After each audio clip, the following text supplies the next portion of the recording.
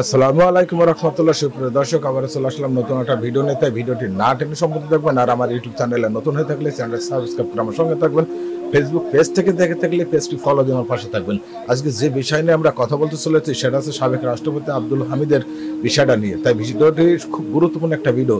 তিনি কিন্তু বাংলাদেশে পা রেখেছেন এবং গত রাতে উনি কিন্তু কাছে বাংলাদেশে এসেছেন, কিন্তু কোনো প্রোটোকল ছাড়াই উনি কিন্তু বাংলাদেশে ঢুকেছেন এবং কারোর কাছে সাহায্য চায়নি। কিন্তু কাছে কি যে কেন চাইল না, কোন কারণ ছিল না এবং কেন হচ্ছে যে ওনাকে গ্রেপ্তার করা হলো না, এই বিষয় নিয়ে আমাদের বর্তমান যে স্বরাষ্ট্র উপদেষ্টা আছেন তিনি যে কথাগুলো বলছেন, কথাগুলো খুব গুরুত্ব সহকারে দেখবেন, কারণ আছে কথাগুলো খুবই গুরুত্বপূর্ণ কিছু কথা। তাই ভিডিওটি না টেনে সম্পূর্ণ দেখবেন। চলুন আর কথা না বাড়িয়ে আমরা আজকে যে মূল ভিডিওতে চলে যাই। তাই আপনাদের মতামতগুলো জানিয়ে যাবেন। আমাদের স্বরাষ্ট্র উপদেষ্টা যে কথাগুলো বলছেন, আপনারা সবাই জানেন যে বর্তমান যে পরিস্থিতি, আইন শৃঙ্খলার যে অবস্থা, উনি যেভাবে দিন রাত 24 ঘন্টা পরিশ্রম করে আইন শৃঙ্খলা বাহিনী যেভাবে আছে যে সুন্দর করে একটা কাঠামোর ভিতর আনতে চাচ্ছেন, তাই ওনাকে আমরা অনেক অনেক ধন্যবাদ জানাই। তাই ভিডিওটি না টেনে সম্পূর্ণ দেখে যান। চলুন আমরা ভিডিওটা দেখি। কোন অবস্থায় সাজা না পায়, এই জন্য আমাদের ইনভেস্টিগেশনটা করতে দেয়। যদি ইনভেস্টিগেশন করার পর যেই দোষী হোক না কেন, কাউরে আইনের বাইরে থাকা হবে না, তারা আমরা অবশ্যই আইনের আওতায় নিয়ে আসবো। দেশের আইন শৃঙ্খলা পরিস্থিতি রক্ষা করা কি রকম কষ্ট। আপনারা এই যে অল্প কয়েকজন ভাই আছেন, একই গোত্রের কিন্তু সবাই, আপনাদের ধরনের নিয়ন্ত্রণ করতে কি রকম ঝামেলা হয়ে যাচ্ছে। এরকম পুরা দেশের 18 কোটি মানুষকে নিয়ন্ত্রণ করা, যে আইন শৃঙ্খলা যে কত ধরনের কষ্ট, এটা আপনাকে দিয়ে আপনারা কিন্তু প্রমাণ করেন। এই জন্য আপনারা অনুরোধ করব, মানে আপনারা যে কষ্ট করে আসছেন, এবং এই জন্য আমি আপনাদের অনেক ধন্যবাদ দেই। আপনারা সবসময় খুব ভালো সংবাদ পরিবেশন করেন, এই জন্য আমি আপনাদের ধন্যবাদ দেই। আমি আপনাদের এবং আপনাদের পরিবারের সবাই আমার ঈদের শুভেচ্ছা। এখন লোক শোনা আপনারাই আপনারা বলছেন যে অনেক মামলাগুলি আছে, যে কিছু কিছু মামলাগুলি ইনভেস্টিগেশন হয় নাই। ইনভেস্টিগেশন হওয়ার পরে যে খুশি হবে তারা আইনের আওতায় নেওয়া হবে। কথা শেষ করতে দেন ভাই, মাঝখানে কথাগুলি তো কথা বলা যায় না।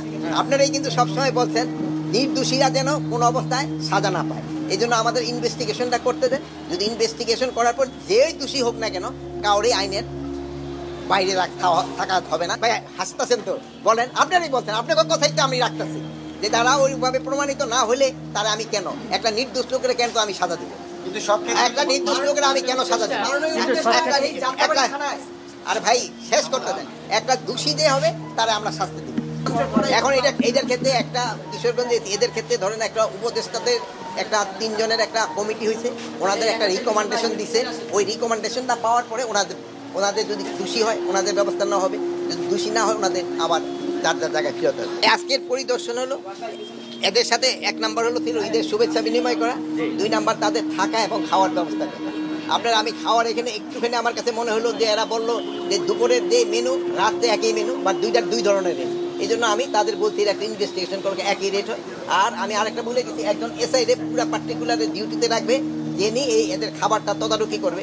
আরেকটা হলো আরেকজন এসআই নিয়োগ দিবে, যিনি তাদের থাকার ব্যবস্থা। নিজ এলাকায় আসার সুযোগ হয়ে ওঠে না, তো সেই জায়গাতে যেহেতু ঈদের ছুটি, সেজন্য চাইলাম যে একটু আসি, এলাকার মানুষজনের আবেগ আছে দেখা করার, বা ওনাদের অনেক চাওয়া পাওয়ার বিষয় থাকে, সেগুলো শোনার জন্য এবং মোস্টলি দেখা করার জন্য, এবং এলাকার কী অবস্থা সেটা দেখার জন্যই আসা।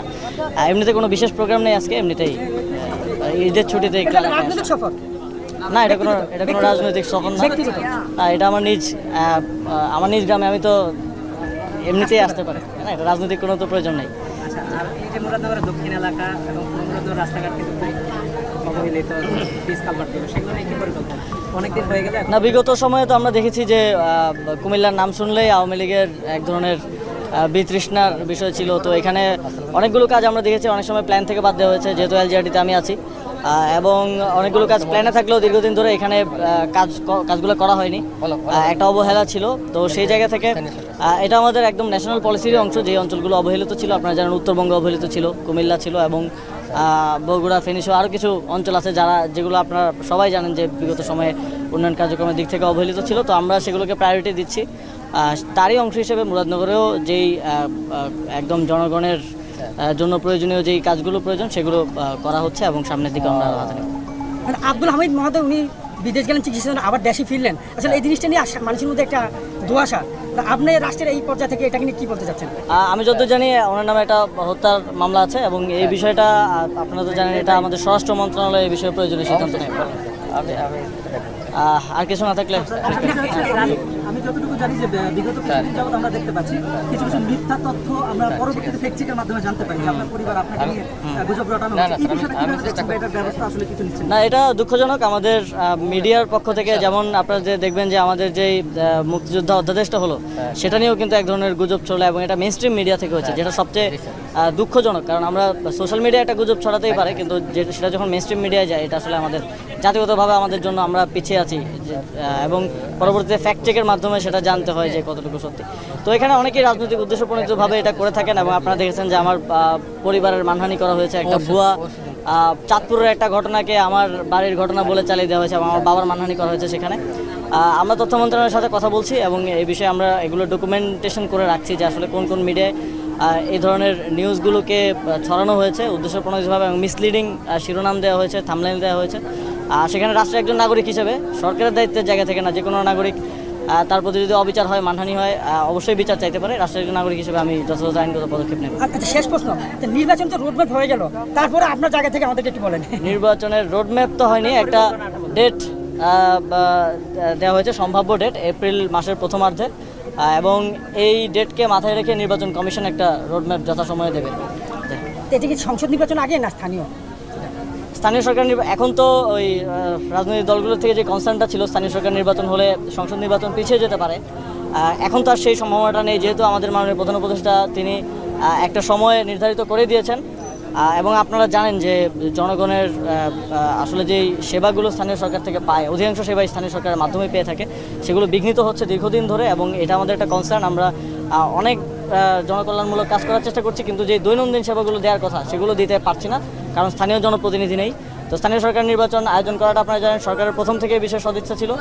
কোন পর্যায়ে কতটুকু আমরা করতে পারি, স্থানীয় সরকারের অনেকগুলো স্তর আছে, কতটুকু আমরা করতে পারি সেটা আমরা দেখব এবং সরকারের সিদ্ধান্ত অনুযায়ী আমরা সেই অনুযায়ী নির্বাচন কমিশনকে নির্বাচন আয়োজনের জন্য বলতে। আমি শেষ কথা বলি, এটা আমাদের কুমিল্লার স্বার্থে না সারা বাংলাদেশে। করোনার সময় সারা বাংলাদেশে সরকারি হাসপাতালগুলিতে কিছু আইসি দেওয়া হয়েছিল।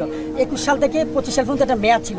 জানুয়ারিতে মেয়াদ শেষ হওয়ার কারণে কোটি কোটি টাকার সম্পদ স্থগিত, আপনার বেতন পাচ্ছে না, জনবল স্থগিত। এবং কুমিল্লার আদর্শ সদর এবং কুমিল্লার সদর হাসপাতাল 20টা ইউনিট, যেখানে গরিব মানুষ অল্প পয়সা সেবা পেত, এটা টোটালি বন্ধ আছে। আইসিগুলি বন্ধ আছে। আসলে 1009 জন কর্মকর্তা কর্মচারী টেকনিশিয়ান আছে এটার সাথে জড়িত। এই প্রকল্পটা থেমে আছে। এই প্রকল্প নতুন করে করার আগে যদি আপনার সামনে আবার আমরা করোনার প্রকোপ দেখতে পাচ্ছি, এই গরিবের সেবাটা যদি আপনারা কোনোভাবে বেতনগুলি দিয়ে সচ্ছল রাখা যায়। ঠিক আছে, এই বিষয়ে আমি আমাদের স্বাস্থ্য মন্ত্রণালয়ের মাননীয় উপদেষ্টা আছেন, ওনার সাথে কথা বলবো, কথা বলে জরুরি ব্যবস্থা নেওয়ার জন্য অনুরোধ করবো। কুমিল্লা বিভাগ নিয়ে আপনি একটা আশ্বাস দিয়েছিলেন, সবশেষ কি অবস্থা?